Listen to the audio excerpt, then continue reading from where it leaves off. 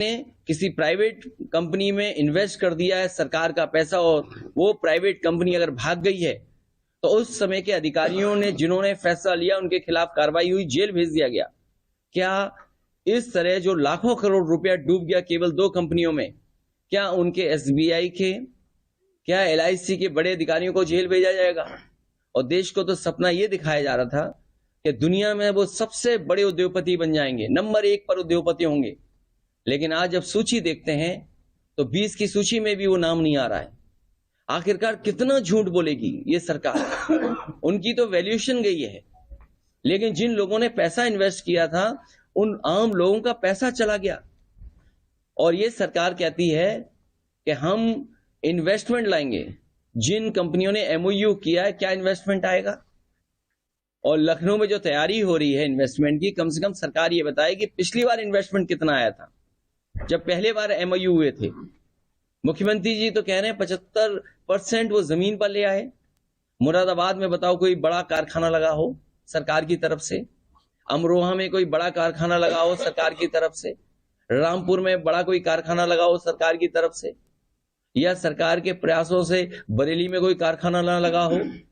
जब इन जिलों में और हम आसपास के जिलों में उत्तर प्रदेश में देखते हैं कि कहीं भी कोई बड़ा इन्वेस्टमेंट नहीं आया है, तो हम कैसे मान लें कि जो एमओयू हो रहे हैं वो सच एमओयू हो रहे हैं? और सच्चाई तो यह है कि भारतीय जनता पार्टी के लोग कागज लेकर के घूमते हैं और कहीं कोई अगर टाई पहने और सूट पहने दिख जाए उससे एमओयू कर लेते हैं। 5 लाख करोड़ का तो जमीन पे पहुंचा नहीं, अब तैयारी है न जाने कितने लाख करोड़ की, तो क्या जमीन पर पहुंचेगा? ये भारतीय जनता पार्टी जनता को धोखा दे रही है। जिस तरीके से नंबर 1 पे उद्योगपति पहुंचाने का सपना दिखाया था, वो पता नहीं उद्योगपति कहां पहुंचेंगे।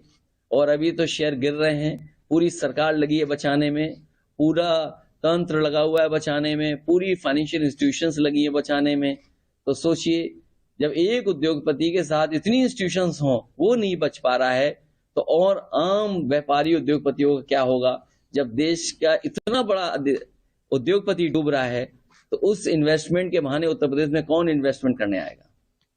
सर, जो बड़े उद्योगपति हैं, क्या आप चाहते हैं कि जो ये सब हुआ है, शेयर गिरे हैं और जो आरोप लग रहे हैं, क्या आप चाहते हैं कि उनके खिलाफ जांच हो इस तरह के फंड के? देखिए, उत्तर प्रदेश सरकार ने एक उदाहरण दिया था और बीजेपी की सरकार का एक उदाहरण है कि जिस तरीके से सरकार के कर्मचारियों का प्रोविडेंट फंड डीएचएफएल कंपनी में इन्वेस्ट किया था और ये सोच करके कि ये डीएचएफएल से ज्यादा मुनाफा मिलेगा उन्हें, लेकिन वो कंपनी फेल हो गई और इस पर जांच हुई। उस समय के जिन अधिकारियों ने डीएचएफएल में पैसा इन्वेस्ट किया था उन्हें जेल भेज दिया गया था, सालों साल जेल रहे। क्या उसी तरह का मामला भारत सरकार में नहीं दिखाई दे रहा है? सरकार दोनों एक है, कानून 2 के लिए अलग अलग नहीं हो सकता है। इसीलिए हमारी मांग है कि अगर उत्तर प्रदेश में जेल भेजा जा सकता है अधिकारियों को जिन्होंने फैसला लिया, तो क्या उस जगह पर जो बैठे हैं वो जेल भेजे जाएंगे कि नहीं जाएंगे? यहां तो 1200 करोड़ का मामला था, ये तो 2 कंपनियों का 1 लाख करोड़ का मामला है। तो जो बिजनेसमैन है और जो पॉलिटिकल रिलेशन है या ऑफिसर्स के साथ उनके रिलेशन है, आप चाहते हैं कि उनकी जांच हो? अरे भाई, क्या बोल रहा हूँ, क्या समझ पा रहे हो आप? अपना भी परिचय दे दो हमें। मैं एबीपी से हूँ, मैं जानना चाह रहा हूँ जिस बड़े बिजनेसमैन का आप जिक्र कर रहे हैं। अरे भाई, मैंने क्या कहा आपसे? उत्तर प्रदेश ने उदाहरण दिया, डीएचएफएल कंपनी में 1200 करोड़ प्रोविडेंट फंड का इन्वेस्ट हुआ बिजली विभाग का कर्मचारियों का, क्यों डीएचएफएल डूब गई, उन्होंने एक अधिकारी को जेल भेज दिया, कई लोगों पे कार्रवाई हुई, ईडी हुई, सीबीआई हुई। तो मैं ये जानना चाहता हूं, जब उदाहरण उत्तर प्रदेश ने दिया है तो एसबीआई के बड़े अधिकारी, एलआईसी के बड़े अधिकारी जेल जाएंगे कि नहीं जाएंगे? और फिर भारतीय जनता पार्टी तो ये सपना दिखा रही थी कि ये उद्योगपति दुनिया में नंबर 1 होंगे। ये जो सपना दिखाया उनका तो वैल्यूएशन गया है, लेकिन न जाने कितने आम लोगों का पैसा डूब गया। और तब जब सभी फाइनेंशियल इंस्टीट्यूशंस उसको बचाने में लगी है, सरकार बचाने में लगी है, तब वो उद्योगपति नहीं बच पा रहे। और प्रधानमंत्री जी से, भारतीय जनता पार्टी से कितनी मित्रता है, ये अलग बात है कि वो उद्योगपति हैं, लेकिन कितनी करीबी मित्रता है आपसे बेहतर कौन समझेगा? और नहीं मानते, कोई एनडीटीवी का पत्रकार होगा, वो बेहतर समझता होगा। यहाँ पर एनडीटीवी का उन्होंने खरीद लिया। अरे ये बात तुम क्यों नहीं कहते हो यार? जोर से कहो ना, बात जाए यहां से अंदर तक। जी कल एमएलसी चुनाव के रिजल्ट आए, उससे कितना अरे बीजेपी बेईमान पार्टी है। अब बेईमान पार्टी से क्या उम्मीद करोगे? अब अधिकारी चुनाव लड़ेंगे। आपने रामपुर का लोकसभा का चुनाव नहीं देखा? रामपुर में वोट निकलने नहीं दिया पुलिस लगा करके। ये लोकतंत्र में कभी चुनाव ऐसे होते हैं? इलेक्शन कमीशन की तो जिम्मेदारी ये है कि ज्यादा से ज्यादा लोग घर से निकलें और वोट डालें।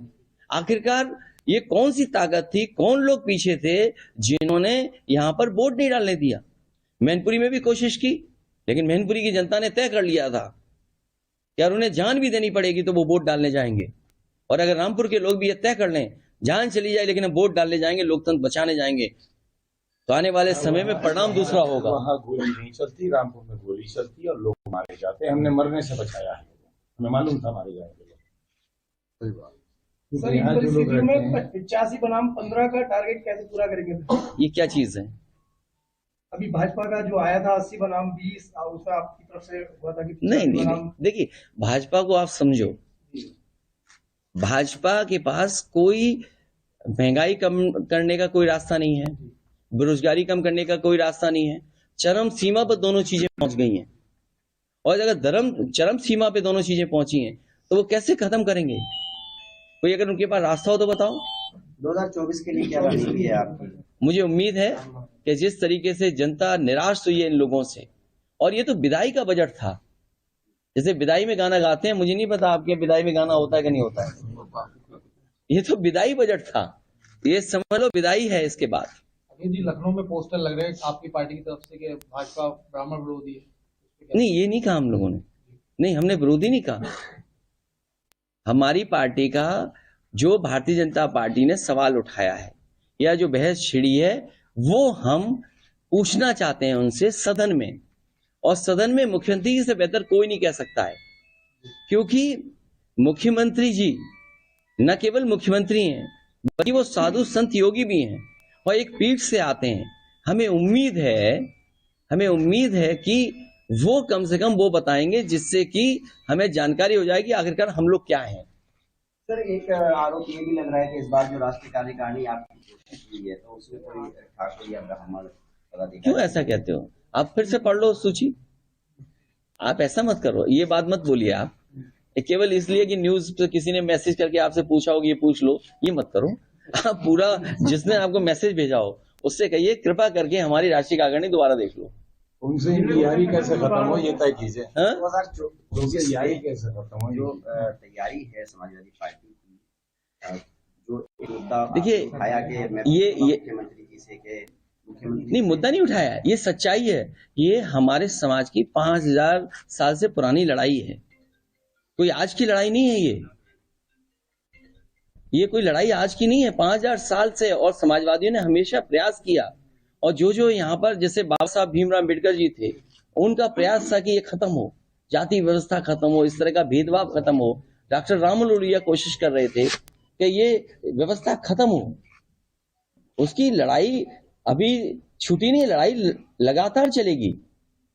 भारत सरकार ने 200 करोड़ रुपए का बजट का प्रावधान रखा है तालिबान के लिए, अफगानिस्तान के लिए, आपकी क्या राय है? सरकार से उन्हें अच्छे संबंध रखने पड़ेंगे। अब सरकार किसकी, सवाल ये नहीं है। भारत सरकार को अफगानिस्तान की सरकार से संबंध अच्छे रखने पड़ेंगे। अल्पसंख्यकों को बजट काट के उन्होंने दे दिया सर। वो अल्पसंख्यकों को बजट ही नहीं देंगे।